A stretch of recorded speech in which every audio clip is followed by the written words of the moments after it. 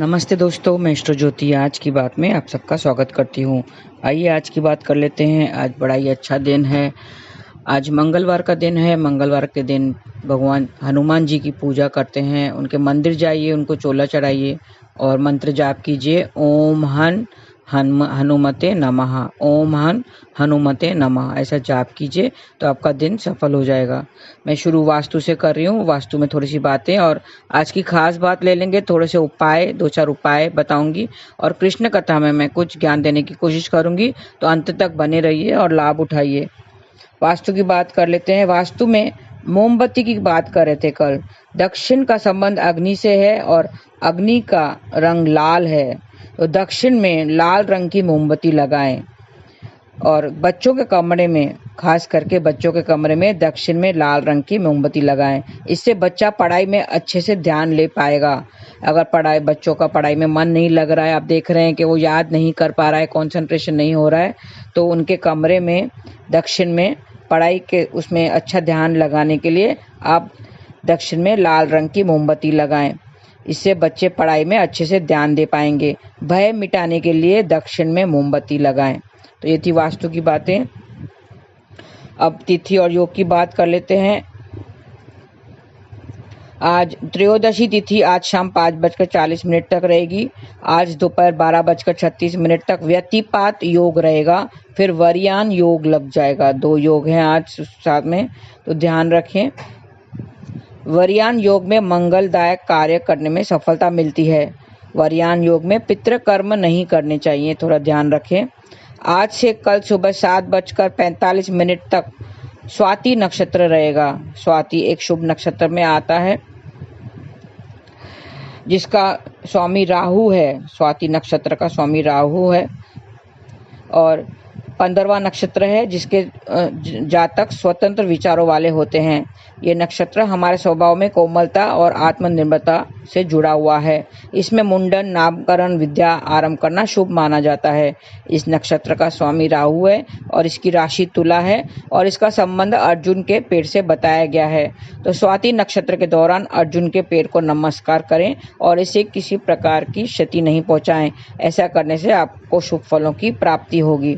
आज अर्जुन के पेड़ को नमस्कार करना चाहिए। स्वास्थ्य बेहतर करने के लिए आज अर्जुन के पेड़ को नमस्कार करें और जड़ में जल चढ़ाना चाहिए और पूजा करनी चाहिए, तो स्वास्थ्य दुरुस्त हो जाएगा। और अच्छी आर्थिक स्थिति के लिए हाथों का हुनर दिखाने वाले को वस्त्र दान करें। जो हाथों से काम कर रहे हैं, दर्जी हो, मोची हो, ऐसा कोई भी हो जो हाथों का हुनर दिखाते हैं, उससे वस्त्र दान करना चाहिए। आज आपकी आर्थिक स्थिति मजबूत हो जाएगी। और हनुमान जी के मंत्र का 21 बार जाप करना चाहिए। हनुमान जी का मंत्र कौन सा है? ओम हनुमते नमः। ऐसा करने से आपके आर्थिक समस्याओं से मुक्ति मिलेगी। ओम हनुमते नमः ऐसा जाप करना चाहिए। और दाम्पत्य रिश्ते को मजबूत करने के लिए क्या करें?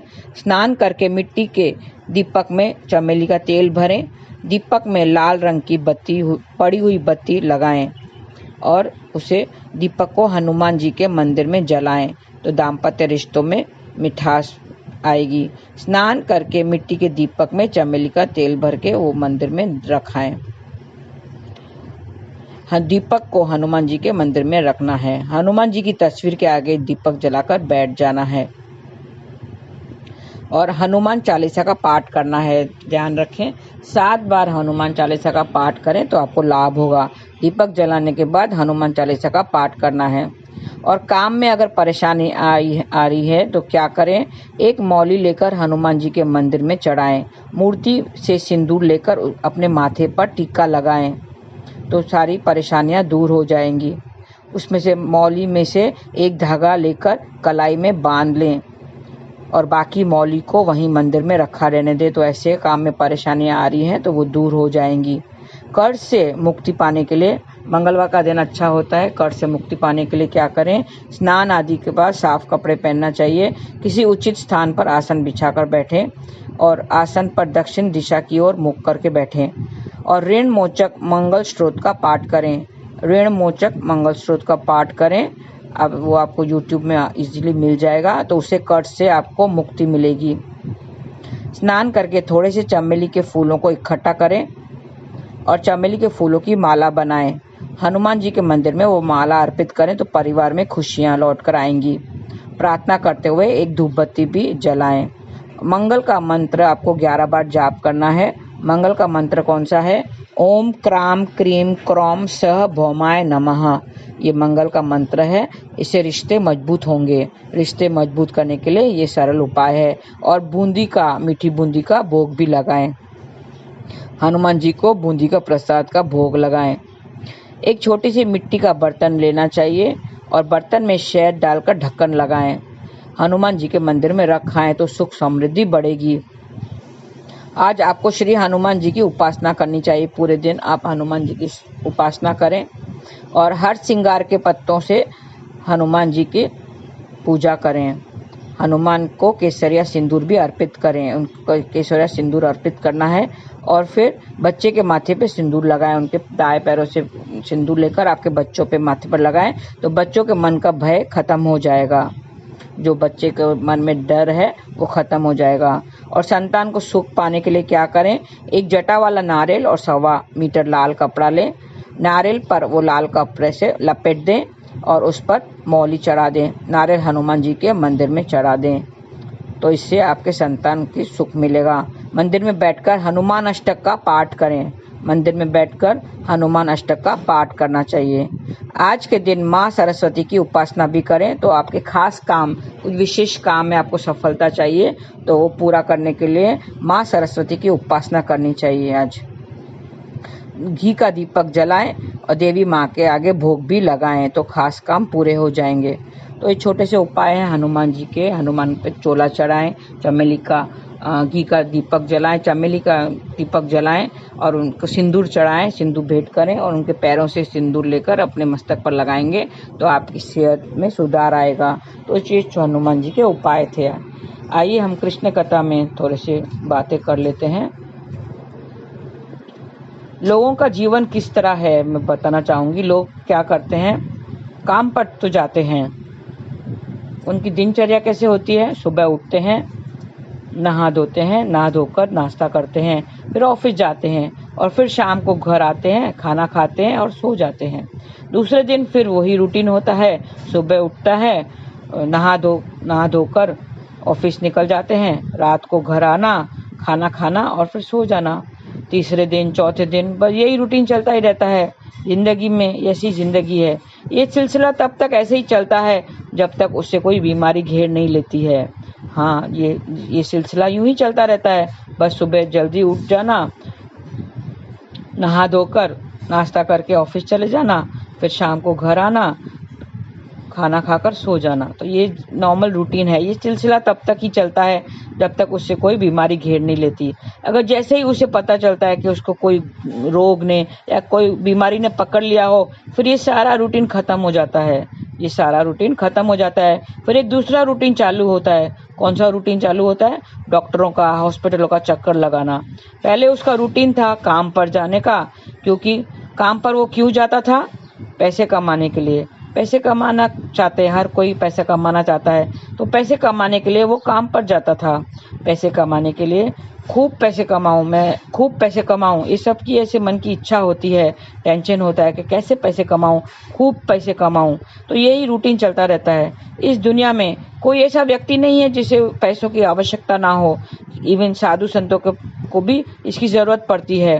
पैसे कमाते कमाते इतना पैसे कमा लिया कि ऑल ऑफ सडन उसके शरीर में कोई ना कोई बीमारी आ जाती है। उसके शरीर में कोई ना कोई बीमारी घर कर लेती है। अब पहले जाता था ऑफिस, नौकरी पर, काम पर जाता था, और अब जाता है डॉक्टर के पास, हॉस्पिटल के पास। उसका रूटीन चेंज हो जाता है। अब उसका रूटीन चेंज हो जाता है। अब तो काम पर जाने के लायक ही नहीं रहा वो। अब तो काम पे जाने के लायक ही नहीं रहा। अब तो जाता है सिर्फ डॉक्टर के पास। डॉक्टर के पास क्यों जाता है? अपने हेल्थ के लिए। हेल्थ उसकी बिगड़ गई ना, सेहत बिगड़ गई, हेल्थ के लिए जाता है। पहले काम पर क्यों जाता था? पहले काम पर जाता था वेल्थ के लिए। अब जा रहा है हेल्थ के लिए। अब हेल्थ वापस लाने के लिए क्या चाहिए? हेल्थ को वापस लाने के लिए क्या चाहिए? वेल्थ चाहिए। पहले वेल्थ लाने के लिए क्या करता था? पहले वेल्थ लाने के लिए क्या किया करता था? क्या दिया उसने वेल्थ लाने के लिए? अपनी हेल्थ दे दी। तबीयत का ख्याल ही नहीं रखा। दिन रात बस वेल्थ वेल्थ वेल्थ। और अब जब वेल्थ आ गई जब, तो हेल्थ बिगड़ गई। जब वेल्थ तो आ गई, अब हेल्थ बिगड़ गई। अब हेल्थ अच्छी करने के लिए क्या चाहिए? हेल्थ को अच्छी करने के लिए क्या चाहिए? वेल्थ चाहिए। ये कैसा चक्कर है जहाँ इंसान फंस जाता है। इस चक्कर में, इस मोह माया के चक्कर में, हेल्थ और वेल्थ के चक्कर में इंसान फंसा हुआ है, वो फंस जाता है। एक डॉक्टर के पास बैठी थी, उसने बताया कि ज़्यादातर इंसान मेरे पास आते हैं पेट की बीमारी के लिए।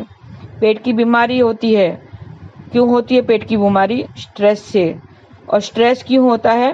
क्योंकि जॉब पर टाइम पर पहुंचना होता है, उसके टारगेट मिले होते हैं, इसके लिए स्ट्रेस होता है। उसका पूरा दिन ऐसे ही निकल जाता है। कभी किसी को एसिडिटी होती है, कभी कॉन्स्टिपेशन, कभी फैटी लिवर, कभी डायबिटीज़। और पता है उसकी दिनचर्या कैसे शुरू होती है? टाइम पर पंच करना रहता है। टाइम पर पंच करना रहता है। 7:05 की ट्रेन पकड़नी रहती है। जो लोकल ट्रेन है, जो मुंबई में रहते हैं उनको पता होगा कि टाइम पर 7:05 की ट्रेन पकड़नी रहती है। और जब थोड़ा सा लेट हो गया तो हाफ डे की पगार कट जाती है। हाफ डे कट जाता है तो स्ट्रेस होता है। अगर 7:05 पर, अगर सपोज 7 बजे उसको पेट में गड़बड़ होती है, पेट में गुड़गुड़ होती है, जो हमें नॉर्मल जो बाथरूम वगैरह जाना रहता है, पेट में गड़बड़ होती है, तो वो ट्रेन पकड़ेगा कि पेट को देखेगा? तो वो क्या करता है, अगर ट्रेन छूट जाएगी, वो सोचता है अगर ट्रेन छूट गई तो लेट हो जाएगा, लेट हो गया तो आधे दिन की पगार कट जाएगी। इसके लिए वो ट्रेन पकड़ना ही अच्छा समझता है। वो ट्रेन पकड़ लेता है और पेट का ख्याल नहीं रखता है। फिर वो रोक लेता है, यूरिन वगैरह रोक लेता है, और पेट का ख्याल नहीं करते हैं। खाने का टाइम नहीं रहता है, खाना भी कभी भी खाते हैं, और कभी कभी तो शाम की चाय के वक्त दिन का खाना होता है, तो खाने का भी टाइम नहीं रहता है। तो जिंदगी भर का यही स्ट्रेस है, बस टारगेट कंप्लीट करना। टारगेट मिलता है, ये टारगेट इस मंथ में कंप्लीट किया तो अगले महीने दूसरा टारगेट मिल जाता है। तो ये सब इसी तरह चलता रहता है, ये सिलसिला इसी तरह चलता रहता है। ये सब किस लिए करते हैं? ये सब किस लिए करते हैं? ये स्ट्रेस किसके लिए लेते हैं? वेल्थ के लिए। और जब वेल्थ आ जाती है तो हेल्थ खराब हो जाती है। अब हेल्थ ठीक करने के चक्कर में वेल्थ खर्च हो जाता है। हेल्थ को ठीक करने के चक्कर में वेल्थ खर्च हो जाता है, लेकिन फिर वैसे पहले जैसी हेल्थ नहीं आती है। कितना भी वेल्थ दे दो, लेकिन पहले जैसी हेल्थ नहीं मिल पाती है। तो इसलिए चलते चलते, ऐसा करते करते धीरे धीरे उसकी मृत्यु हो जाती है। बस यही है इंसान की ज़िंदगी का सफ़र। वेल्थ के लिए हेल्थ, हेल्थ के लिए वेल्थ, इसके बीच में, हेल्थ और वेल्थ के बीच के चक्कर में वो फंस जाता है। इस बीच का ये चक्कर यूं ही चलता रहता है और उसकी जान ले लेता है। तो हमें समझना चाहिए कि हमारे लिए जितना वेल्थ की ज़रूरत है, उतनी ही हेल्थ भी उतनी ही ज़रूरी है। हेल्थ भी उतनी ही ज़रूरी है, और दोनों को मेंटेन रखने के लिए क्या करना चाहिए? दोनों को मेंटेन कैसे रखें? ईश्वर भक्ति से। ईश्वर भक्ति बहुत ज़रूरी है, ताकि मन की शांति मिल सके। भक्ति से हमें मन की शांति मिलती है, और ये सारे विकार दूर हो जाते हैं। लालच, लोभ, क्रोध, मोह, ये सब खत्म हो जाते हैं। तो इसे खत्म करना भी बहुत ज़रूरी है। तो हमें नाम जाप करना चाहिए। हरे कृष्णा कृष्ण कृष्ण हरे हरे, हरे राम राम राम हरे हरे। बस हमारे थोड़े समझने की ज़रूरत है। बस आज के लिए इतना ही। धन्यवाद। आपका दिन शुभ रहे। हरे कृष्णा।